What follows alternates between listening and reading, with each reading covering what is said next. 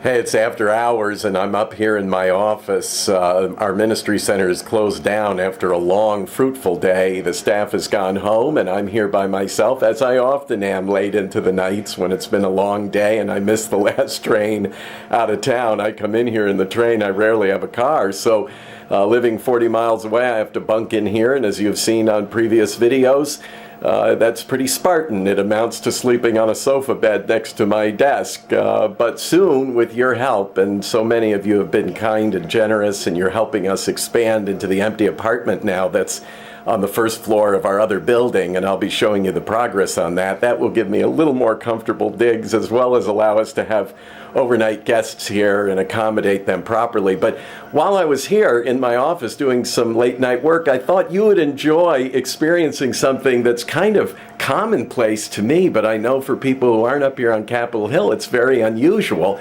I'm going to turn around the monitor here and the camera so that I can show you first of all, just kind of give you a nighttime tour of my humble office. You see my desk there with both my computers, my MacBook Pro, which I love, and the PC behind it that's part of our local network here.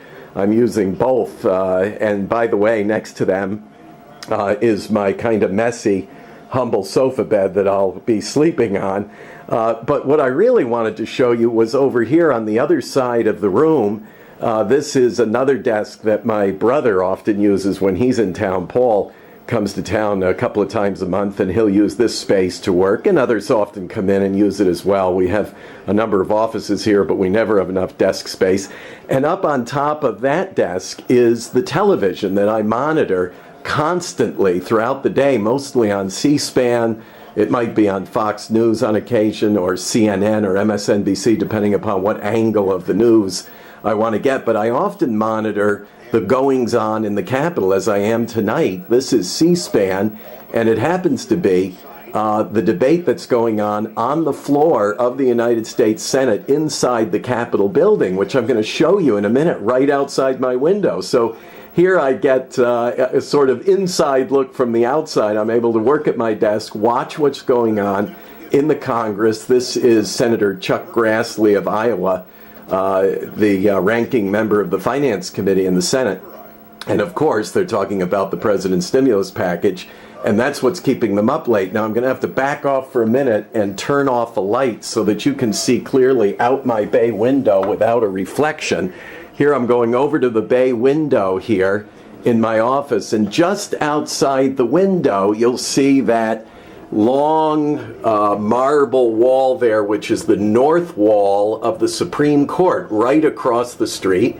And then just beyond it, in the distance, over the roof line, and I'll zoom in to show you this, is the dome of the U.S. Capitol. And atop that dome is a cupola, a sort of cylinder of glass and wrought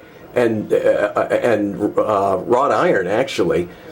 Cast iron, that is, and inside it is a lamp, and I'll talk about that in a minute. On top, the cupola is actually the base for a statue called Liberty. Now, that's not the Statue of Liberty, nor does it look like the Statue of Liberty. It's a figure of liberty that predates the Statue of Liberty.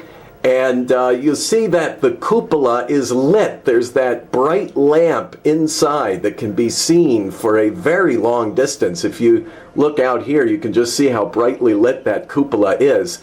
Well, that signals that Congress is still in session, that they haven't adjourned yet for the day, and they're doing the business of the people by debating bills and crafting law and so forth. And, of course, many years ago, before cell phones and other forms of high technology communication, that was the way that they announced that the members had to be in the Capitol and doing their job.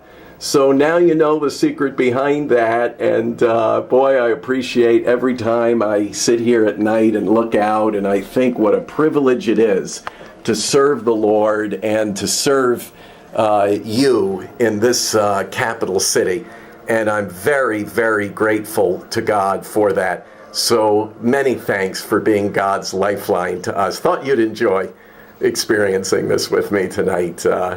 God bless.